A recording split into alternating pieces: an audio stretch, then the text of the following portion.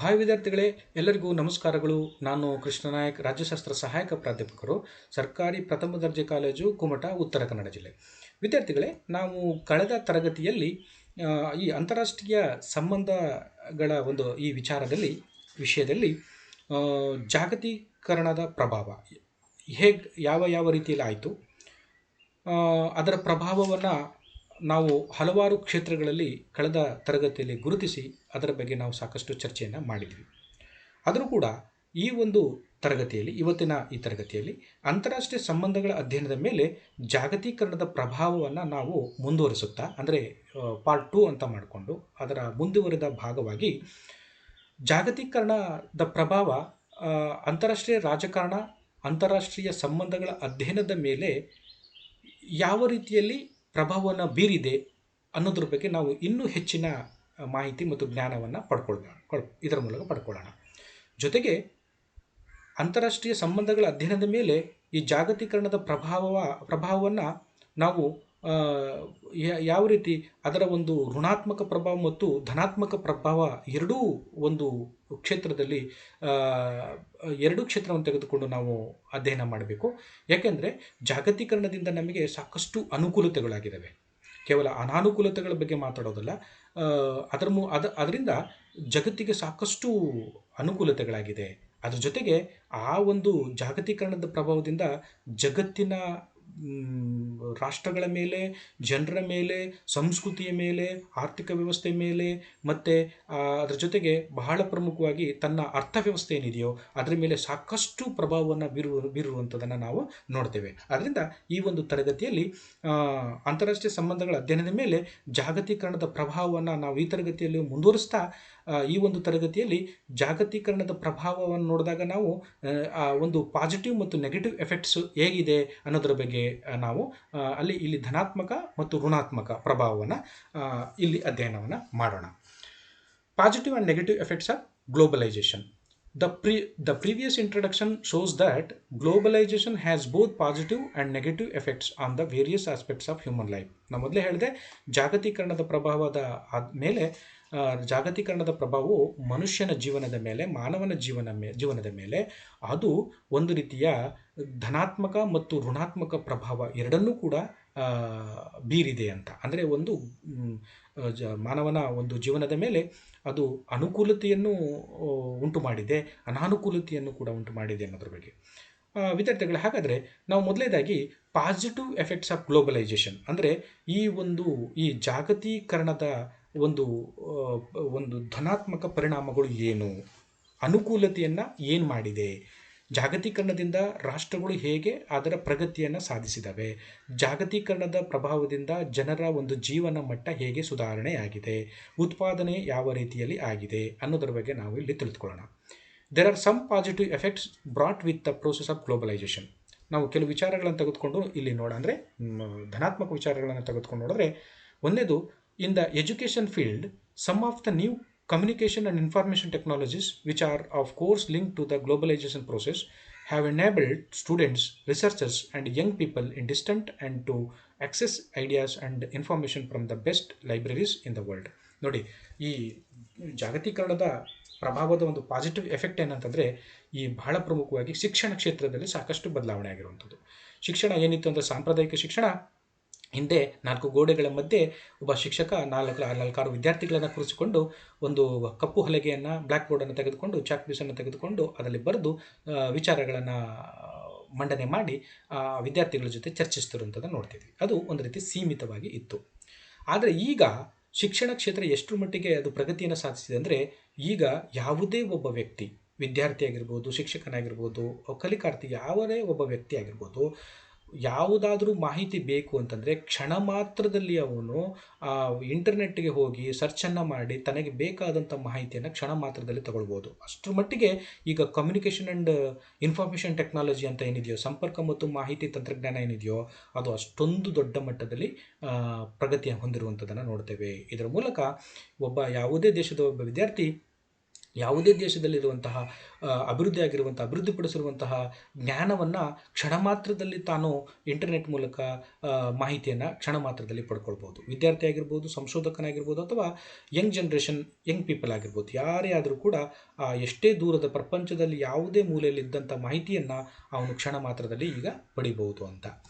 ಆಮೇಲೆ ಎರಡನೇದು ಒಂದು ಪಾಸಿಟಿವ್ ಎಫೆಕ್ಟ್ ಅಂತಂದರೆ, globalisation has made communication much easier and cheaper than before. ಈಗ ಜಾಗತೀಕರಣ ಅನ್ನೋದು ಸಂಪರ್ಕದ ಒಂದು ವ್ಯವಸ್ಥೆಯನ್ನು, ಸಂಪರ್ಕಿಸುವಂಥ ವ್ಯವಸ್ಥೆಯನ್ನು ಎಷ್ಟು ಸುಲಭ ಮತ್ತು ಎಷ್ಟು ಕಡಿಮೆ ಖರ್ಚಿನಲ್ಲಿ ಮಾಡಿದೆ ಅಂತಂದರೆ, ಹಿಂದೆ ಈ ಒಂದು ಮಟ್ಟದ ಒಂದು ವ್ಯವಸ್ಥೆ ಇರಲಿಲ್ಲ.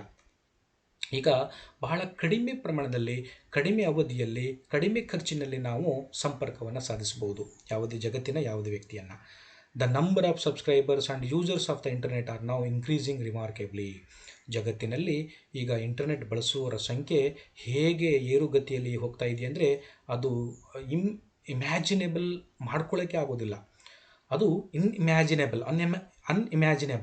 ನಾವು ಏನು ಮಾಡ್ತೀವಿ ಅಂತಂದರೆ, ನಾವು ಒಂದು ವಿಚಾರನ ತೆಗೆದುಕೊಂಡು ಯಾವುದೇ ಒಂದು ಇದನ್ನು ಹಿಂದೆ ಸಾಂಪ್ರದಾಯಿಕ ಮಾಡಬೇಕು ಅಂದರೆ 16 ದಿನಗಳು ತೆಗೆದುಕೊಳ್ತೀವಿ. ಆದರೆ ಈಗ ಯಾವುದೇ ಒಂದು ವಸ್ತು ವಿಚಾರಗಳನ್ನು ನಾವು ತಿಳ್ಕೋಬೇಕು ಅಂತಂದರೆ ಕ್ಷಣ ಮಾತ್ರದಲ್ಲಿ ಅದನ್ನು ತಿಳ್ಕೊಂಡು ಅದನ್ನು ನಾವು ನಮ್ಮ ಇದರಲ್ಲಿ ಯಾವುದೋ ಒಂದು ವ್ಯವಸ್ಥೆ ಒಳಗಡೆ ಅದನ್ನು ತರುವಂಥ ಪ್ರಯತ್ನವನ್ನು ಮಾಡ್ತೇವೆ. ಮೂರನೇದು ಒಂದು ಪಾಸಿಟಿವ್ ಎಫೆಕ್ಟ್ಸ್ ಏನಂತಂದರೆ, the potential for people of different communities, countries, cultures and religions to know and understand one another is greater than ever before.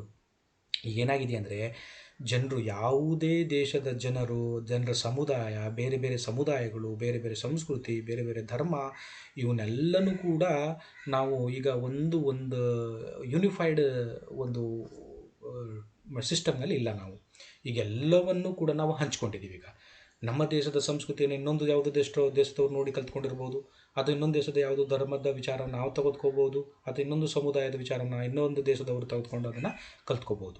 Knowing and understanding each other are very important to promote and establish common values among people of different communities. ಜಗತ್ತಿನಲ್ಲಿ ಹಲವಾರು ಸಮುದಾಯಗಳು, ಜನರು, ಧಾರ್ಮಿಕ ಸಮುದಾಯದವರು ಎಲ್ಲರೂ ಇದ್ದಾರೆ. ಅದರಲ್ಲಿ ಅವರಲ್ಲಿರುವಂತಹ ಒಳ್ಳೆಯ ಮೌಲ್ಯಗಳು, ನಂಬಿಕೆಗಳು, ಆದರ್ಶ ವಿಚಾರಗಳನ್ನು ನಾವು ಅದನ್ನು ಅಳವಡಿಸ್ಕೊಳ್ಬೋದು. Globalisation also makes it possible for people to demonstrate their sympathy and compassion for the victims of natural calamities and man made tragedies all over the world, regardless of religions, lands, languages. ನಾವು ಜಾಗತೀಕರಣದಿಂದ ನಮಗೆ ಆಗಿರುವಂಥ ಇನ್ನೊಂದು ಒಂದು positive effect ಏನಂತಂದರೆ, ಈಗ ಜಗತ್ತಿನ ಯಾವುದೇ ಮೂಲೆಯಲ್ಲಿ ಭೂಕಂಪ ಆಗಿರ್ಬೋದು, ಸುನಾಮಿ ಆಗಿರ್ಬೋದು, ಯುದ್ಧ ಆಗಿರ್ಬೋದು, ಈಗ ನೋಡಿ ನಮಗೆ ಕೊರೋನಾ ವೈರಸ್ಸು ಇದು ಕೋವಿಡ್, ಈ ಪ್ಯಾಂಡಮಿಕ್ ಏನಿದೆಯೋ ಇದು ಜಗತ್ತಿನಾದ್ಯಂತ ಎಲ್ಲ ಕಡೆ ಇರುವಂಥದ್ದು. ಆವಾಗ ಜಗತ್ತಿನ ಯಾವುದೇ ರಾಷ್ಟ್ರಗಳು, ಜನರು ಯಾವ ದೇಶದಲ್ಲಿ ಏನಾದ್ರು ಈ ಥರ ಸಮಸ್ಯೆಗಳು ಬಂದಾಗ ಅದನ್ನು ಒಕ್ಕೊರಲಿಂದ ಎಲ್ಲರೂ ಕೂಡ ಸೇರಿ ಅದನ್ನು ಹೋರಾಡುವುದರ ಮೂಲಕ ಅದನ್ನು ಸದೆಬಡಿದು ಅದನ್ನು ಕಂಟ್ರೋಲ್ ಮಾಡಿ ಜನರ ಜೀವವನ್ನು ರಕ್ಷಣೆ ಮಾಡುವಂತಹ ಒಂದು ಕಾರ್ಯವು ಕೂಡ ಈ ಜಾಗತೀಕರಣದಿಂದಲೇ ಬಂದಿರುವಂಥದ್ದು. ಅದರಿಂದ ಯಾಕೆಂತಂದರೆ ಹಿಂದಿನ ಕಾಲದಲ್ಲಿ ಯಾವುದೇ ಒಂದು ಮೂಲೆಯಲ್ಲಿ ಏನಾಗ್ತಿದೆ ಅನ್ನೋದು ಯಾರಿಗೂ ಗೊತ್ತಿರ್ತಿರಲಿಲ್ಲ. ಆದರೆ ಈಗ ಕ್ಷಣ ಮಾತ್ರದಲ್ಲಿ ಜಗತ್ತಿನ ಯಾವುದೇ ಮೂಲೆಯಲ್ಲಿ ಭೂಕಂಪ ಆಗಿರ್ಬೋದು, ಅಥವಾ ಈ ನ್ಯಾಚುರಲ್ ಕಲಾಮಿಟೀಸ್ ಅಂದರೆ ಪ್ರಾಕೃತಿಕ ದುರಂತಗಳು ಆಗಿರ್ಬೋದು, ಅಥವಾ ಜನರಿಂದ ಆಗಿರುವಂತಹ ಮ್ಯಾನ್ ಮೇಡ್ ಟ್ರಾಜಿಡೀಸ್ ಆಗಿರ್ಬೋದು, ದುರಂತಗಳಾಗಿರ್ಬೋದು, ಇವೇನೇ ಆದರೂ ಕೂಡ ಜಗತ್ತಿನ ಯಾವುದೇ ಮೂಲೆಗೆ ಕ್ಷಣ ಮಾತ್ರದಲ್ಲಿ ತಲುಪಿ ಆ ಜನರು ಅದಕ್ಕೆ ಬೇಗನೆ ರಿಯಾಕ್ಟ್ ಮಾಡುವಂಥದ್ದು ಬರ್ತದೆ. ಇದೆಲ್ಲವೂ ಕೂಡ ಗ್ಲೋಬಲೈಜೇಷನ್ನಿಂದಲೇ ಆಗಿರುವಂಥದ್ದು. ಇನ್ನು ನಾಲ್ಕನೇದು ಒಂದು ಪಾಯಿಂಟ್ ಏನಂತಂದರೆ, globalisation has also brought to the fore issues such as the rights of women and children. ಜಾಗತೀಕರಣದ ಇನ್ನೊಂದು ಬಹಳ ಪ್ರಮುಖವಾದಂತಹ ಒಂದು ಧನಾತ್ಮಕ ಪ್ರಭಾವ ಏನಂತಂದರೆ, ಮಹಿಳೆ ಮತ್ತು ಮಕ್ಕಳ ಹಕ್ಕುಗಳ ಬಗ್ಗೆ ಜಾಗತಿಕವಾಗಿ ಅದರ ಒಂದು ಅವೇರ್ನೆಸ್ ಮೂಡಿರುವಂಥದ್ದು. ಹಿಂದೆ ಮಹಿಳೆಯರು 4 ಗೋಡೆಗಳ ಮಧ್ಯೆನೇ ಅವರು ಜೀವನವನ್ನು ಮಾಡ್ತಿದ್ರು. ಮಕ್ಕಳು ಕೂಡ ತಾವು ಏನು ಅನ್ನೋದ್ರ ಬಗ್ಗೆ ಇನ್ನೊಬ್ಬರಿಂದ ಶೋಷಣೆಗೊಳ್ಪಡ್ತಿದ್ರು. ಬಟ್ ಈಗ ಮಹಿಳಾ ಮತ್ತು ಮಕ್ಕಳ ಒಂದು ಹಕ್ಕುಗಳು ಕೂಡ ಜಗತ್ತಿನಾದ್ಯಂತ ಎಲ್ಲರಿಗೂ ಕೂಡ ಗೊತ್ತಾಗಿರುವಂಥದ್ದು ಇದರ ಮೂಲಕ. All these aspects promote globally certain common values such as equality, human rights, justice, democracy and moral values. ಜಾಗತೀಕರಣದಿಂದ ನಮಗೆ ನಮ್ಮ ಮೌಲ್ಯಗಳು ಗೊತ್ತಾಗಿದೆ, ಸಮಾನತೆ ತತ್ವಗಳ ಬಗ್ಗೆ ನಮಗೆ ಅರ್ಥ ಆಗಿದೆ, ಹ್ಯೂಮನ್ ರೈಟ್ಸ್ ಮಾನವ ಹಕ್ಕುಗಳ ಬಗ್ಗೆ ನಮಗೆ ಅರ್ಥ ಆಗಿದೆ, ನ್ಯಾಯವನ್ನು ಪಡ್ಕೊಳ್ಳೋದು ಹೇಗೆ ಅನ್ನೋದ್ರ ಬಗ್ಗೆ ಅರ್ಥ ಆಗಿದೆ, ಮತ್ತು ಪ್ರಜಾಪ್ರಭುತ್ವ ಅಂದರೆ ಏನು, ಮತ್ತು ನೈತಿಕ ಮೌಲ್ಯಗಳು ಏನು ಅನ್ನೋದ್ರ ಬಗ್ಗೆ ನಾವು ಜಾಗತೀಕರಣದಿಂದ ನಾವು ತಿಳ್ಕೊಂಡಿದ್ದೀವಿ. ಇದು ಪಾಸಿಟಿವ್ ಎಫೆಕ್ಟ್ಸ್ ಆಗಿರುವಂಥದ್ದು. ಆಮೇಲೆ ಎರಡನೇದು ಬಹಳ ಪ್ರಮುಖವಾದಂತಹ ವಿಚಾರ ಅಂತಂದರೆ ಜಾಗತೀಕರಣದ ವಿಚಾರವನ್ನು ತೆಗೆದುಕೊಂಡು ನೋಡಿದಾಗ ಅದರ ಪ್ರಭಾವದಲ್ಲಿ ನಮಗೆ ಅನುಕೂಲತೆಯೂ ಎಷ್ಟಾಯಿತೋ ಅಷ್ಟೇ ಅನಾನುಕೂಲತೆಯೂ ಆಯಿತು ಅನ್ನೋದ್ರ ಬಗ್ಗೆ ನಾವು ನೋಡ್ತೀವಿ. ಹಾಗಾದರೆ ಈ ನೆಗೆಟಿವ್ ಎಫೆಕ್ಟ್ಸ್ ಆಫ್ ಗ್ಲೋಬಲೈಸೇಷನ್ ಅಥವಾ ಜಾಗತೀಕರಣದ ಒಂದು ಋಣಾತ್ಮಕ ಪರಿಣಾಮವನ್ನು ನಾವು ಈಗ ನೋಡೋಣ. While there are some positive aspects of globalization, its negative effects are overwhelming. It almost affects all aspects of human life. ನಾವು ಜಾಗತೀಕರಣದ ಪ್ರಭಾವದಿಂದ ನಮ್ಮ ಜೀವನದ ಮೇಲೆ, ಜಗತ್ತಿನ ಜನರ ಜೀವನ ಮೇಲೆ, ಜಗತ್ತಿನ ರಾಜಕಾರಣದ ಮೇಲೆ, ಸಂಸ್ಕೃತಿ ಮೇಲೆ, ಅರ್ಥವ್ಯವಸ್ಥೆ ಮೇಲೆ, ಕೃಷಿ ಮೇಲೆ ಸಾಕಷ್ಟು ಪ್ರಭಾವವನ್ನು ಬೀರಿ ಸಾಕಷ್ಟು ಅಭಿವೃದ್ಧಿ ಆಗಿದ್ದಾಗ್ಯೂ ಕೂಡ ಅಷ್ಟೇ ಒಂದು ಅನಾನುಕೂಲತೆ ಕೂಡ ಆಗಿರುವುದನ್ನು ನೋಡ್ತೇವೆ. ಹಾಗಾದರೆ ಅದರ ಒಂದು ನೆಗೆಟಿವ್ ಎಫೆಕ್ಟ್ ಏನಿದೆ ಅನ್ನೋದ್ರ ಬಗ್ಗೆ ನೋಡೋದಾದರೆ ಅದರಲ್ಲಿ ಒಂದೇದು globalisation and culture. Globalisation affects human cultures from various perspectives. ಅಂದರೆ ಈ ಮನುಷ್ಯನ ಇದು ಮಾನವನ ಒಂದು ಈ ಜಗತ್ತಿನಲ್ಲಿರುವಂಥ ಬೇರೆ ಬೇರೆ ಜನರು, ಜನಾಂಗ, ಧರ್ಮೀಯರು ಅಥವಾ ಏನು ಧಾರ್ಮಿಕವಾಗಿ ಇರುವಂಥ ಅಲ್ಪಸಂಖ್ಯಾತರುಗಳು, ಅವರದೇ ಆದಂತಹ ಬುಡಕಟ್ಟು ಜನಾಂಗದವರು, ಅವರದೇ ಆದಂತಹ ಒಂದು ಯೂನಿಕ್ ಕಲ್ಚರ್ ಇರುತ್ತೆ. ಅಂದರೆ ಒಂದು ವಿಶೇಷವಾದಂಥ ಸಂಸ್ಕೃತಿ ಅವರಲ್ಲಿರುತ್ತೆ. ಆದರೆ ಜಾಗತೀಕರಣ ಬಂದ ನಂತರದಲ್ಲಿ ಅವರಲ್ಲಿದ್ದಂಥ ಈ ಯೂನಿಕ್ ಕಲ್ಚರ್, ಯೂನಿಕ್ ಲ್ಯಾಂಗ್ವೇಜು ಇವೆಲ್ಲವೂ ಕೂಡ ನಶಿಸಿ ಹೋಗ್ತಾ ಇರುವಂಥದ್ದನ್ನು ನಾವು ನೋಡ್ತೇವೆ. Globalization represents a challenge to culture and local languages. United Nations study shows that half of local languages in the world are expected to disappear. This could lead unenthusiastically to marginalizing many local cultures. ನೋಡಿ ಏನಾಗಿದೆ ಅಂದರೆ ಈ ಜಾಗತೀಕರಣದ ಪ್ರಭಾವದಿಂದ ಜಗತ್ತಿನಲ್ಲಿರುವಂಥ ಹಲವಾರು ರಾಷ್ಟ್ರಗಳಲ್ಲಿ ಇದ್ದಂತಹ ಈ ಮೂಲ ನಿವಾಸಿಗಳು, ಬುಡಕಟ್ಟು ಜನಾಂಗದವರು, ಅವರ ಸಂಸ್ಕೃತಿ, ಅವರ ವಿಶೇಷವಾದಂಥ ಒಂದು ಭಾಷೆ ಅದು ನಶಿಸಿ ಹೋಗ್ತಾ ಇದೆ. ಇದರ ಬಗ್ಗೆ ಒಂದು ಉದಾಹರಣೆ ಹೇಳಬೇಕು ಅಂದರೆ ಯುನೈಟೆಡ್ ನೇಷನ್ಸ್ ಅಂದರೆ ವಿಶ್ವಸಂಸ್ಥೆ ಒಂದು ಅಧ್ಯಯನವನ್ನು ಮಾಡ್ತು. ಆ ಅಧ್ಯಯನದ ಪ್ರಕಾರವಾಗಿ ನಾನು ನೋಡೋಕೆ ಹೋದರೆ ಜಗತ್ತಿನಲ್ಲಿರುವಂಥ ಸುಮಾರು ಅರ್ಧದಷ್ಟು ಭಾಷೆಗಳು ಈಗಾಗಲೇ ಕಣ್ಮರೆಯಾಗ್ತಾ ಹೋಗ್ತಾ ಇದೆ ಅನ್ನೋ ವಿಚಾರವನ್ನು ಹೊರಚೆಲ್ಲಿರುವಂಥದ್ದನ್ನು ನಾವು ನೋಡ್ತೇವೆ. ಇದೇನಾಗ್ತದೆ ಅಂದರೆ ಇದು ಮುಂದೆ ಒಂದು ತನ್ನ ಜಗತ್ತಿನಲ್ಲಿರುವಂಥ ಜನರ ವಿಶೇಷ ಸಂಸ್ಕೃತಿ, ಅವರ ಜ್ಞಾನ, ಅವರ ಒಂದು ಭಾಷೆ ಇವೆಲ್ಲವೂ ಕೂಡ ಒಂದಲ್ಲ ಒಂದು ದಿನ ಅದು ಕಣ್ಮರೆಯಾಗಿ ಅವರ ಸಂಸ್ಕೃತಿ ನಾಶವಾಗುವಂಥ ಒಂದು ದಿನ ಬರುವುದಕ್ಕೆ ದೂರ ಇಲ್ಲ. Scientific and economic superiority of the US and the flow of information technology assist in imposing certain languages, in particular English, as a second language in some developing and developed countries and as a first language in some others. ಈಗೇನಾಗಿದೆ ಅಂದರೆ ವಿಜ್ಞಾನ ಮತ್ತು ತಂತ್ರಜ್ಞಾನದಲ್ಲಿ ಮತ್ತು ಅರ್ಥವ್ಯವಸ್ಥೆಯಲ್ಲಿ super power ಆಗಿರುವಂತಹ America ಅದು ತನ್ನ ಒಂದು information ಟೆಕ್ನಾಲಜಿಯನ್ನು English ಭಾಷೆಯಲ್ಲೇ ಬಳಸುತ್ತೆ. ಅದರ ಜೊತೆಗೆ ಜಗತ್ತಿನಲ್ಲಿ ಹಲವಾರು ರಾಷ್ಟ್ರಗಳು ಇಂಗ್ಲೀಷ್ ಭಾಷೆಯನ್ನು ಪ್ರಥಮ ಭಾಷೆಯನ್ನಾಗಿ ಪಡ್ಕೊಂಡಿರ್ಬೋದು ಅಥವಾ ದ್ವಿತೀಯ ಭಾಷೆಯಾಗಿ ತನ್ನ ಆಡಳಿತದ ಭಾಷೆಯಾಗಿ ಮಾಧ್ಯಮವಾಗಿ ಅದನ್ನು ಬಳಸ್ತಾ ಇರುವಂಥದ್ದನ್ನು ನೋಡ್ತೇವೆ. ಆದ್ದರಿಂದ ಈ ಇಂಗ್ಲೀಷ್ ಭಾಷೆಯನ್ನು ಬಳಸಿದ ನಂತರದಲ್ಲಿ ಜಗತ್ತಿನಲ್ಲಿರುವಂತಹ ಹಲವಾರು ಭಾಷೆಗಳು ತನ್ನ ಮಹತ್ವವನ್ನು ಅಥವಾ ತನ್ನ ಪ್ರಾಮುಖ್ಯತೆಯನ್ನು ಕಳ್ಕೊಂಡು ತನ್ನ ಅಸ್ತಿತ್ವವನ್ನೇ ಕಳ್ಕೊಳ್ಳುವಂತಹ ಪರಿಸ್ಥಿತಿಗೆ ಬಂದಿರುವಂಥದ್ದನ್ನು ನೋಡ್ತೇವೆ. ಇವೆಲ್ಲವೂ ಕೂಡ ಈ ಜಾಗತೀಕರಣದ ಪ್ರಭಾವದಿಂದನೇ ಆಗಿರುವಂಥದ್ದು. There is no doubt that language has significant impact on cultures and therefore the dominance of English could contribute to the emergence of a global and intercontinental culture which may wipe out traditions and customs. ನೀವು ಖಂಡಿತವಾಗಿಯೂ ಕೂಡ ಇದರಲ್ಲಿ ಯಾವುದೇ ಅನುಮಾನ ಇಲ್ಲ, ಜಗತ್ತಿನಲ್ಲಿ ಭಾಷೆಗಳು ಅವರವರ ಕಲ್ಚರ್ ಮೇಲೆ, ಅವರವರ ಸಂಸ್ಕೃತಿ ಮೇಲೆ ತುಂಬ ಪ್ರಭಾವವನ್ನು ಬೀರುತ್ತೆ. ಭಾಷೆ ಮತ್ತು ಸಂಸ್ಕೃತಿ ಎರಡೂ ಒಂದನ್ನೊಂದು ಬಿಡಿಸಲಾಗದಂತಿರುವಂಥದ್ದು. ಅದು ಒಂದೇ ನಾಣ್ಯದ ಎರಡು ಮುಖಗಳು. ಆದ್ದರಿಂದ ಈ ಭಾಷೆ ಮತ್ತು ಸಂಸ್ಕೃತಿಯನ್ನು ನಾಶಗೊಳಿಸಿದರೆ ಜಗತ್ತಿನಲ್ಲಿರುವಂತಹ ಒಂದು ಯೂನಿಕ್ ಸಿಸ್ಟಮ್ ಏನಿತ್ತು ಅದು ನಾಶ ಆಗುತ್ತೆ. ಅದು ಜಗತ್ತಿನಿಂದಲೇ ಏನಾಗ್ಬೋದು ಅಂತಂದರೆ ನಂತರದಲ್ಲಿ ಸಂಪ್ರದಾಯ, ರೂಢಿ, ಈ ಸಂಸ್ಕೃತಿ, ಭಾಷೆ ಇವೆಲ್ಲವೂ ಕೂಡ ಕಣ್ಮರೆಯಾಗುವಂತಹ ಒಂದು ಸಾಧ್ಯತೆ ಇದೆ ಅನ್ನೋದ್ರ ಬಗ್ಗೆ ಹೇಳ್ತೀವಿ. ಆಮೇಲೆ globalisation has significant impact on local entities. It's complexity takes decisive dimensions in particular with regard to its effects on labor immigration from the south to the north. in many cases this problem not only has political reflections but also social dimensions. ಜೊತೆಗೆ ಜಾಗತೀಕರಣದ ಸಮಸ್ಯೆ ಬರೀ ಅಷ್ಟೇ ಅಲ್ಲ, ಒಂದು ಸ್ಥಳೀಯ ಚಟುವಟಿಕೆಗಳು, ಸ್ಥಳೀಯ ಒಂದು ಸಂಸ್ಥೆಗಳ ಮೇಲೂ ಕೂಡ ಪ್ರಭಾವವನ್ನು ಬೀರಿ ಅದನ್ನು ನಾಶಗೊಳಿಸುತ್ತಿರುವಂಥದ್ದನ್ನು ಕೂಡ ನಾವು ನೋಡ್ತೇವೆ. ಆಮೇಲೆ ಗ್ಲೋಬಲೈಸೇಷನ್ ಎರಡನೇದು ಬಹಳ ಪ್ರಮುಖವಾದಂಥ ಒಂದು ಪರಿಣಾಮ ಏನಂತಂದರೆ, ನೆಗೆಟಿವ್ ಇಂಪ್ಯಾಕ್ಟ್ ಏನಂತಂದರೆ, ದುಷ್ಪರಿಣಾಮ ಏನಂತಂದರೆ, globalisation and developing countries. Globalisation has serious effects on many developing countries. ಈಗ ನೋಡಿ ಏನಾಗಿದೆ, ಜಾಗತೀಕರಣ ಅನ್ನೋದು ಈ ಅಭಿವೃದ್ಧಿ ಹೊಂದುತ್ತಿರುವ ರಾಷ್ಟ್ರಗಳ ಮೇಲೆ ಸಾಕಷ್ಟು ಕೆಟ್ಟ ಪರಿಣಾಮವನ್ನು, ತುಂಬ ಸೀರಿಯಸ್ ಎಫೆಕ್ಟ್ಸ್ ಅಂದರೆ ತುಂಬ ಗಂಭೀರವಾದಂಥ ಪರಿಣಾಮವನ್ನು ಬೀರ್ತಾ ಇರುವಂಥದ್ದು ನೋಡ್ತೇವೆ. ಭಾರತದಂಥ ರಾಷ್ಟ್ರಗಳು ಅಭಿವೃದ್ಧಿ ಹೊಂದ್ತಾ ಇದೆ, ಅಂಥ ರಾಷ್ಟ್ರಗಳ ಮೇಲೂ ಕೂಡ ಈ ಜಾಗತೀಕರಣದ ಪ್ರಭಾವ ಕೆಟ್ಟ ಪರಿಣಾಮವನ್ನು ಬೀರ್ತಾ ಇರುವಂಥ ನೋಡ್ತೇವೆ. Although developing countries contribute in a way or another to this process, yet they do not yield the benefits of this contribution. Indeed, they remain far away from what we might call the impact point to influence its track or contribute its direction. ಯಾಕಂದರೆ ಜಾಗತೀಕರಣದ ಪ್ರಭಾವದಿಂದ, ಜಾಗತೀಕರಣಕ್ಕೆ ಮೈ ಒಡ್ಡಿದ್ದರಿಂದ ದೇಶಗಳು ಸಾಕಷ್ಟು ಅಭಿವೃದ್ಧಿ ಆಗಿದ್ದರೂ ಕೂಡ ಇದು ಹೆಚ್ಚು ಲಾಭಗಳು ಬಂದಿದ್ದು, ಜಾಗತೀಕರಣದಿಂದ ಹೆಚ್ಚು ಲಾಭವನ್ನು ಪಡ್ಕೊಂಡಿದ್ದು, ಅನುಕೂಲತೆಯನ್ನು ಪಡ್ಕೊಂಡಿದ್ದಂಥದ್ದು ಅಭಿವೃದ್ಧಿ ಹೊಂದಿದ ರಾಷ್ಟ್ರಗಳೇ ಹೊರತು ಬಡ ರಾಷ್ಟ್ರಗಳು ಅಥವಾ ಅಭಿವೃದ್ಧಿಯನ್ನು ಹೊಂದುತ್ತಿರುವ ರಾಷ್ಟ್ರಗಳಿಗೆ ಇದರಿಂದ ಹೆಚ್ಚು ಒಂದು ಅನುಕೂಲತೆಗಳು ಆಗ್ತಾ ಇಲ್ಲ ಅನ್ನೋದು ಒಂದು.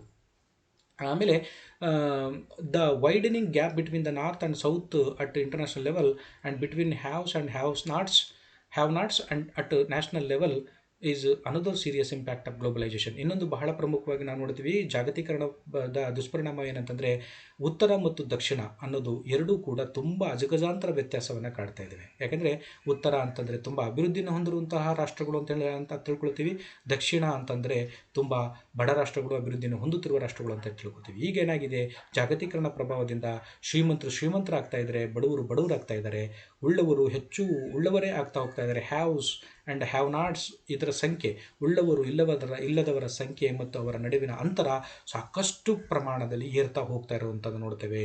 ಇದು ಅಂತಾರಾಷ್ಟ್ರೀಯ ಮಟ್ಟದಲ್ಲ, ಅದು ರಾಷ್ಟ್ರ ಮಟ್ಟದಲ್ಲೂ ಕೂಡ ಇದು ಆಗ್ತಾ ಇರುವಂಥದ್ದನ್ನು ನೋಡ್ತೇವೆ.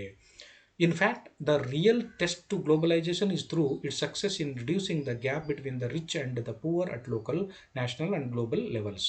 ಈ ಒಂದು ಜಾಗತೀಕರಣದ ಪ್ರಭಾವದಿಂದ ಏನಾಗಿದೆ ಅಂದರೆ, ಇಲ್ಲಿ ಬರೀ ರಾಷ್ಟ್ರ ಮಟ್ಟದಲ್ಲ, ಅಂತಾರಾಷ್ಟ್ರೀಯ ಮಟ್ಟದಲ್ಲಿ, ರಾಜ್ಯ ಮಟ್ಟದಲ್ಲಿ, ಸ್ಥಳೀಯ ಮಟ್ಟದಲ್ಲೂ ಕೂಡ ಇದರ ಪ್ರಭಾವವನ್ನು ಕಾಣ್ತಾ ಇದ್ದೀವಿ. ಶ್ರೀಮಂತರು ಹೆಚ್ಚು ಶ್ರೀಮಂತರೇ ಆಗ್ತಾ ಇದ್ದಾರೆ, ಬಡವರೇ ಆಗ್ತಾ ಇದ್ದಾರೆ, ಕಾರ್ಮಿಕರಾಗಿಯೇ ಉಳ್ಕೊಳ್ತಾ ಇದ್ದಾರೆ ಅನ್ನೋ ಒಂದು ಕೆಟ್ಟ ಪರಿಸ್ಥಿತಿ ಇದರಿಂದ ಬಂದಿರುವಂಥದ್ದನ್ನು ನೋಡ್ತೇವೆ.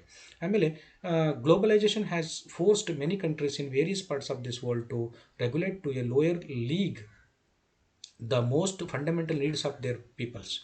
The equitable distribution of food, adequate health care facilities, and the quality of education are no longer priority concerns. The political agendas of the governments in these countries. ಜಾಗತೀಕರಣದ ಪ್ರಭಾವದಿಂದ ಏನಾಗಿದೆ ಅಂದರೆ, ಸಾಕಷ್ಟು ಮಟ್ಟದಲ್ಲಿ ಈ ಈ ಆಹಾರದ ಉತ್ಪಾದನೆಯನ್ನು, ಅದರ ಪೂರೈಕೆಯನ್ನು, ಸರಿಯಾದ ಆರೋಗ್ಯ ಸೌಲಭ್ಯಗಳನ್ನು ಕೊಡೋಕ್ಕೆ ಸಾಧ್ಯ ಆಗ್ತಾ ಇಲ್ಲ. ಕ್ವಾಲಿಟಿ ಆಫ್ ಎಜುಕೇಷನ್ ಅಂದರೆ ಗುಣಮಟ್ಟದ ಶಿಕ್ಷಣವನ್ನು ಬಡ ಜನರಿಗೆ ಕೊಡೋಕ್ಕಾಗ್ತಾ ಇಲ್ಲ. ಇದೆಲ್ಲ ಶ್ರೀಮಂತರ ಪಾಲಾಗ್ತಾ ಇದೆ, ಉಳ್ಳವರೇ ಅದನ್ನು ಪಡ್ಕೊಳ್ತಾ ಇದ್ದಾರೆ ಅಂತ ನಾವು ಇದರ ಮೂಲಕ ನಾವು ತಿಳ್ಕೊಬೋದು. ಅಂದರೆ ಜಾಗತೀಕರಣದ ಪ್ರಭಾವ ಈ ದುಷ್ಪರಿಣಾಮಗಳನ್ನು ಜಗತ್ತಿನ ಮೇಲೆ, ಜಗತ್ತಿನ ರಾಜಕಾರಣದ ಮೇಲೆ, ಜಗತ್ತಿನ ಜನರ ಮೇಲೆ, ಸಂಸ್ಕೃತಿ ಮೇಲೆ, ಭಾಷೆ ಮೇಲೆ, ಅರ್ಥವ್ಯವಸ್ಥೆ ಮೇಲೆ ಸಾಕಷ್ಟು ದುಷ್ಪರಿಣಾಮಗಳನ್ನು ಬೀರಿದೆ ಎಂಬ ವಿಚಾರವನ್ನು ನಾವು ಇದರಿಂದ ತಿಳ್ಕೊಳ್ತೀವಿ. ಒಟ್ಟಾರೆಯಾಗಿ ಈ ಅಂತಾರಾಷ್ಟ್ರೀಯ ಸಂಬಂಧಗಳ ಮೇಲೆ, ಅಂತಾರಾಷ್ಟ್ರೀಯ ಸಂಬಂಧಗಳ ಅಧ್ಯಯನದ ಮೇಲೆ ಜಾಗತೀಕರಣದ ಪ್ರಭಾವವನ್ನು ನಾವು ನೋಡೋದಾದರೆ, ಜಾಗತೀಕರಣವು ಜಗತ್ತಿಗೆ ಸಂಬಂಧಪಟ್ಟಂತೆ ಅಂದರೆ ಆರ್ಥಿಕ ವ್ಯವಸ್ಥೆ, ಅವರ ಜೀವನ ಗುಣಮಟ್ಟ, ಆರೋಗ್ಯ ಕ್ಷೇತ್ರದಲ್ಲಿ ಸುಧಾರಣೆ, ಶಿಕ್ಷಣ ಕ್ಷೇತ್ರದಲ್ಲಿ ಸುಧಾರಣೆ, ವಿಜ್ಞಾನ ಮತ್ತು ತಂತ್ರಜ್ಞಾನದ ಪ್ರಗತಿ, ಕಮ್ಯುನಿಕೇಷನ್ ಟೆಕ್ನಾಲಜಿ, ಇದರ ಕಮ್ಯುನಿಕೇಷನ್ ಆ್ಯಂಡ್ ಇನ್ಫಾರ್ಮೇಷನ್ ಟೆಕ್ನಾಲಜಿ ಅಥವಾ ICT ಅಂತ ಹೇಳ್ತೀವಿ, ಅದರಲ್ಲಿ ಸಾಕಷ್ಟು ಪ್ರಗತಿಯಾಗಿ ಇದು ಜನರ ಜೀವನದ ಗುಣಮಟ್ಟವನ್ನು ಅದು ಉತ್ತುಂಗ ಶಿಖರಕ್ಕೆ ತಂದಿರುವಂಥದ್ದನ್ನು ನೋಡ್ತೇವೆ. ಜೊತೆಗೆ ಇದರ ಮೂಲಕ ಜನರ ಜೀವನದ ಮೇಲೆ ತುಂಬ ಕೆಟ್ಟ ಪರಿಣಾಮವನ್ನು ಬೀರಿ ಪರಿಸರ ನಾಶ ಆಗಿರುವಂಥದ್ದು, ಪರಿಸರದ ಮೇಲೆ ಪ್ರಭಾವ ಬೀರುವಂಥದ್ದು, ಮತ್ತು ಬಡವರು ಶ್ರೀಮಂತರ ನಡುವೆ ಅಂತರ ಜಾಸ್ತಿ ಆಗಿರುವಂಥದ್ದು, ಇವೆಲ್ಲವೂ ಕೂಡ ಕೆಟ್ಟ ಪರಿಣಾಮಗಳು ಕೂಡ ಅದರಿಂದ ಬಂದಿದೆ ಅಂತ ನಾವು ಹೇಳ್ಬೋದು. ವಿದ್ಯಾರ್ಥಿಗಳೇ, ಇಲ್ಲಿಯವರೆಗೆ ನಾವು ಅಂತಾರಾಷ್ಟ್ರೀಯ ಸಂಬಂಧಗಳ ಅಧ್ಯಯನದ ಮೇಲೆ ಜಾಗತೀಕರಣದ ಪ್ರಭಾವದ ಮುಂದುವರೆದ ಭಾಗವಾಗಿ ನಾವು ಈ ಒಂದು ಸೆಷನ್ನಲ್ಲಿ ಇಲ್ಲಿವರೆಗೆ ನಾವು ಚರ್ಚೆ ಮಾಡಿದ್ವಿ. ಇದಕ್ಕೆ ಸಂಬಂಧಪಟ್ಟಂತೆ ನೀವು ಹೆಚ್ಚಿನ ಮಾಹಿತಿ ಬೇಕು ಅಂತಂದರೆ ಕೆಲವು ಪರಾಮರ್ಶನ ಗ್ರಂಥಗಳಿದ್ದಾವೆ, ಅದನ್ನು ತೆಗೆದುಕೊಂಡು ನೀವು ಸ್ಟಡಿ ಮಾಡ್ಬೋದು. ಅದರಲ್ಲಿ ಪಾಮರ್ ಆ್ಯಂಡ್ ಪರ್ಕಿನ್ಸ್ ಅವರು ಬರೆದಿರುವಂಥ international relations in transition in the world community, Michael G Roskin, Nicholas O Berry L R ಅವ್ರು ಬರೆದಿರುವಂಥದ್ದು the new world of international relations, Peter Calvocoressi ಅವರು ಬರೆದಿರುವಂಥ world politics 1945 to 2000, Vinay Kumar Malhotra international relations, Vandana V theory of international relations, ಅದನ್ನು ತೆಗೆದುಕೊಂಡು ಓದ್ಬೋದು ನೀವು. ಕನ್ನಡದಲ್ಲಾದರೆ ಮಾಲಿ ಮುದ್ದಣ್ಣ ಅವರು ಬರೆದಿರುವಂಥ ಅಂತಾರಾಷ್ಟ್ರೀಯ ಸಂಬಂಧಗಳು, ಎಚ್ ಟಿ ರಾಮಕೃಷ್ಣ ಅಂತಾರಾಷ್ಟ್ರೀಯ ಸಂಬಂಧಗಳು, ಜಿ ಟಿ ದೇವೇಗೌಡ ಅಂತಾರಾಷ್ಟ್ರೀಯ ಸಂಬಂಧಗಳು, ಮತ್ತು ಎನ್ ಬಿ ಪಾಟೀಲ ಮತ್ತು ಜಿ ಬಿ ಶೀಲವಂತರ ಅವರು ಬರೆದಿರುವಂತಹ ಅಂತಾರಾಷ್ಟ್ರೀಯ ಸಂಬಂಧಗಳು ಮತ್ತು ಅಂತಾರಾಷ್ಟ್ರೀಯ ಸಂಸ್ಥೆಗಳು ಎಂಬ ಪುಸ್ತಕಗಳನ್ನು ತೆಗೆದುಕೊಂಡು ನೀವು ಓದಬಹುದು. ಎಲ್ಲರಿಗೂ ನಮಸ್ಕಾರಗಳು.